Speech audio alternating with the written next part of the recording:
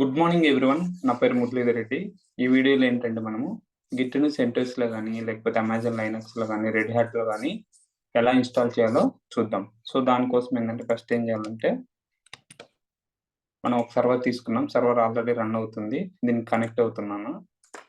పుట్టి ద్వారా కనెక్ట్ అవ్వాలి, తెలుసు కదా ఆల్రెడీ మీకు. సో ఇక్కడ ఐపీ అడ్రస్ ఇవ్వు, ఇక్కడ ఎస్ఎస్హెచ్కి వెళ్ళి ఆత్కి వెళ్ళి ఇక్కడ బ్రౌజ్లో మనం పీపీకే ఫైల్ అప్లోడ్ చేయాలి. ఈ సర్వర్ యొక్క పీపీకే ఫైల్ ఏంటంటే లైనెక్స్. ఇక్కడ మీరు అబ్జర్వ్ చేస్తే కీ నేమ్ ఏంటి లైనెక్స్, దాని పీపీకే ఫైల్ కూడా లైనెక్సే.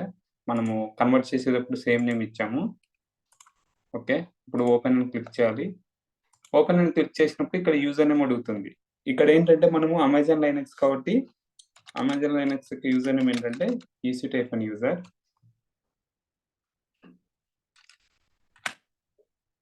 ఇక్కడ యూజర్ ఇచ్చాము. సో మనము ఆ సర్వర్కి అనేది కనెక్ట్ అవుదాం. ఓకేనా, కనెక్ట్ అయిన తర్వాత ఇప్పుడు నేను ఏం చేస్తున్నాను, రూట్ కేసు స్విచ్ అవుతున్నాను, sudo su. ఓకే, ఇప్పుడు ఏంటంటే మనము గిట్ అనేది ఇన్స్టాల్ చేయాలి. లైనెక్స్ లో ఏంటంటే గిట్ ఇన్స్టాల్ చేయాలంటే సింపుల్ గా కమాండ్ ఏంటంటే install. ఇక్కడ -y ఇచ్చానంటే ఏమవుతుందంటే ఎస్ఆర్నో ఆప్షన్ అడగదు, ఆటోమేటిక్గా ఇన్స్టాలేషన్ అనేది చేసేస్తుంది.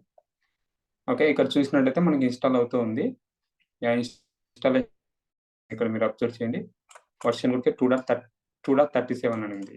ఇక మనం వర్షన్ చెక్ చేయాలి. ఎలా చెక్ చేస్తాం, గిట్ వర్షన్ అని ఇచ్చినామంటే మనకు తెలిసిపోతుంది. ఇక్కడ గిట్ యొక్క వర్షన్ ఏంటి 2.37.1. ఓకే, ఇలా మనం ఏంటంటే మనము గిట్ అనేది ఇన్స్టాల్ చేస్తాం. I hope understand right. Any questions? Git అనేది చాలా simple, just single command install git అని కొట్టేస్తే ఆటోమేటిక్గా ఇన్స్టాల్ అయిపోతుంది. Okay, thanks for watching this video. Will see you next video.